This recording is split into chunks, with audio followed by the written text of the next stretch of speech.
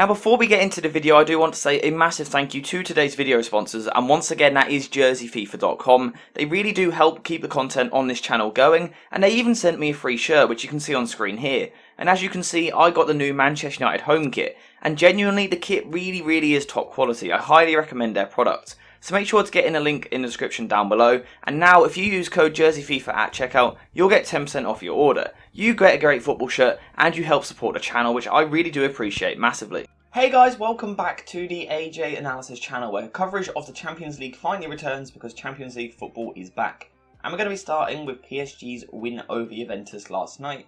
We'll go over how PSG started so well, how Juventus then kind of came into the game in the second half, but also how PSG were able to see the game out to get a valuable 3 points to start their campaign. So like I said there, we will be starting with PSG. And actually Juventus looked to put them under a bit of pressure when they had the ball at the back. However, the structure with which they were trying to press just didn't really make much sense. So when Donnarumma had the ball like this, we know how PSG like to set up because we covered it on the channel before. Ramos and Kimpembe drop in and split either side. Marquinhos essentially becomes a midfielder. Vitinha drops in here, and then the wing-backs both drop really deep. And what we can see here is that even with Juventus pressing, PSG are going to completely outnumber them. And even if they did get to press a bit better, a bit tighter, these PSG players are just so good. And that is something that makes Galtier's job for PSG a lot easier. Because when you have players of this quality, this technical ability on the ball, it just makes your job so much easier because you can put them in these situations and you know that they have the technical ability on the ball to shift the ball, shift the balance of the opponent to move forward. And that is really beneficial for PSG. And what it meant was that Juventus were kind of forced to retreat back into their shape a little bit. And then from here, this is where they spent most of their game, in this 5-3-2 formation with a lot of men behind the ball. And this allowed PSG to take control. So we saw the wing-backs push incredibly high up the pitch, right up on the Juventus fullbacks.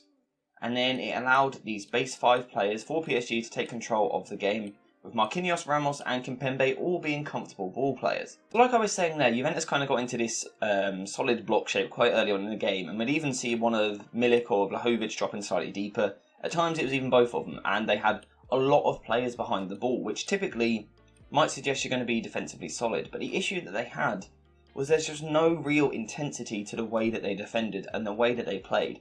So here they've got the bodies in the midfield, but Vitinha and Verratti still found it so easy to move the ball about because they weren't defended tightly at all. Also, we saw Sergio Ramos down this side being given the room to step forward, so he was able to make this run in here, especially when the Juventus forwards were sitting off. It allowed him to set the ball in here, and again we know he's comfortable on the ball, he's comfortable in possession, and we regularly saw him stepping into these areas. And what this done was it then dragged the likes of Moretti out, or if Kimpembe done it on the other side, it dragged Rabiot out a little bit. And it just led to there being a lot of holes in this Juventus midfield.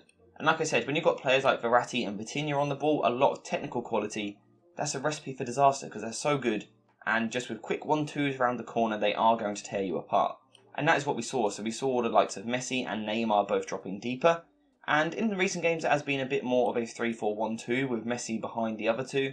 But in this game, it was more of a 3-4-3 with Neymar and Messi both dropping deep. And like I said, with Juventus being nowhere near tight enough in the midfield, it allows them to get the ball in these little pockets of space. And you just can't afford to do that against the likes of Messi and Neymar. Especially down the left-hand side, it was very dangerous. Neymar was dropping into this area all game long, and for me, I think he was the best player on the pitch.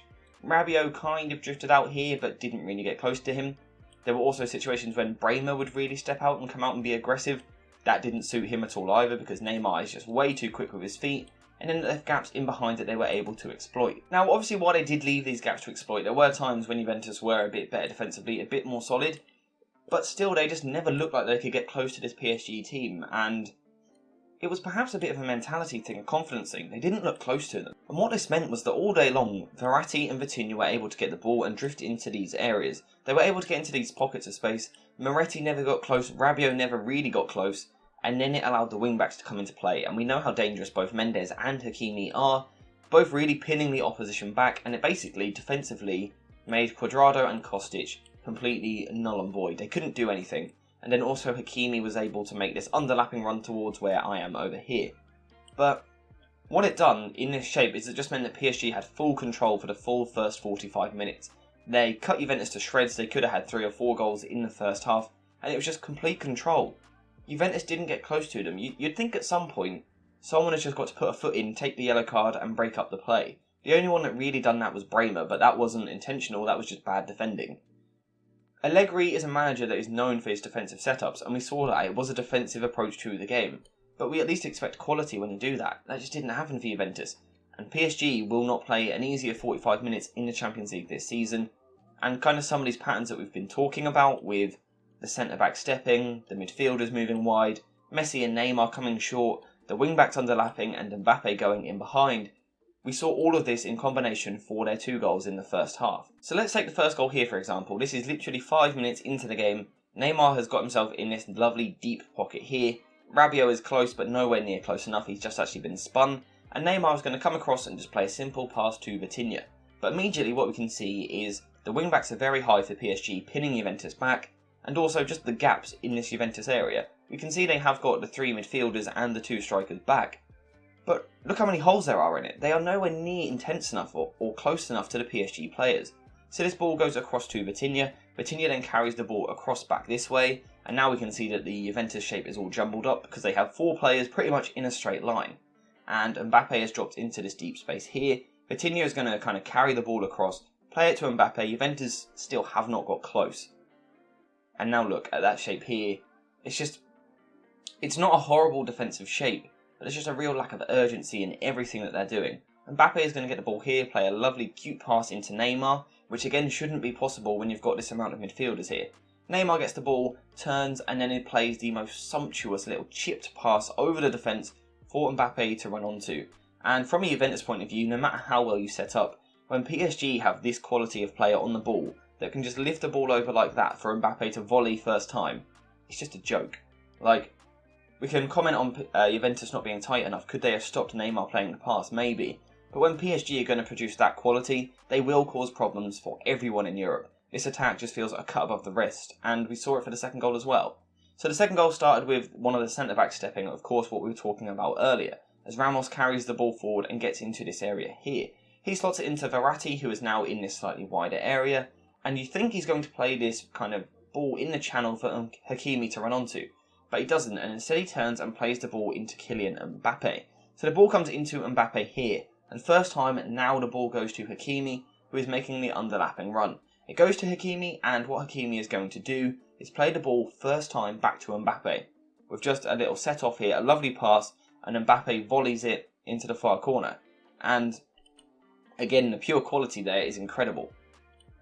Juventus aren't in the most horrible of shapes, although this is poor here. This gap here is too big, but still just the quality of PSG to be able to do this first time is just really impressive. And like I said, I think they'll cause problems for everyone this year. So at half-time, Juventus reacted by changing to more of a 4-4-2 formation, with Weston McKennie coming on for Moretti. And that change got them into a game to a large extent, and it was a very, very narrow 4-4-2 shape that they used. However, actually the early issue they faced with this was that PSG these days are willing to press. And with Juventus now only having 4 men at the back, PSG could press, push the wing-backs really high, and stop Juventus playing the ball out from the back. However, the good thing for Juventus was that Paredes is a quality player, and he's very good at dropping into these areas. So when Juventus were able to get the likes of Rabiot and Kostic more narrow, Paredes was eventually able to receive the pass in these areas. And like I said, he is very capable of turning and then playing the ball forward. I'm a massive fan of him as a player, and this is where Juventus were then able to kind of get themselves back into the game. Because now if Paredes was able to get this ball and turn, you now have 4 PSG players out of the game, and crucially, 2 of the wing-backs, which then meant we would see kind of the ball go wide like this to Kostic or to McKennie on the other side, and then the ball would come in, we'd see one of the strikers dropping deeper, dragging a player away. It allowed the other striker to then receive the pass, and now we can see that Juventus are finally moving forward, and there's these big gaps. If I just draw it out for you here, there are these big gaps in behind the 2 PSG wing-backs, which McKennie and Kostic are now going to try and exploit. And that is what we saw right from the start of the second half. Like I said, the hold-up play here from Milik was good. He plays the ball wide to Kostic, they get forward, win the corner, and then they score from that. But the issue was, so obviously that got them back in the game, the issue was that from there, they just didn't kick on. And they were far too slow and laboured with their approach, and they really played into the hands of PSG. So they came out with that threat at the start of the second half, they got themselves back into the game, but then they played slowly, which just allowed PSG to take control again. And Juventus looked like getting back into this game, but soon PSG reasserted their dominance, if you like. We saw Neymar dropping into these pockets again, and unfortunately, kind of as a neutral, the last 25 minutes were really, really slow because Juventus had no intensity to them, and PSG were just happy to see the game out, really slow it down as much as possible, knowing that with the likes of Neymar, Messi and Mbappe, they had the occasional moments where they could make something happen out of nothing. And that was kind of how the last 20 minutes played out. PSG were just in control. I think Juventus should be really disappointed. They were nowhere near good enough for this entire match. PSG showed the good and bad to themselves. In the first half, they were very, very impressive. Their attack was absolutely lethal. In the second half, they looked like they could be a bit frail defensively. But we'll just see how it plays out over the course of the rest of the season. This particular game, PSG were brilliant and deserved to win 2-1.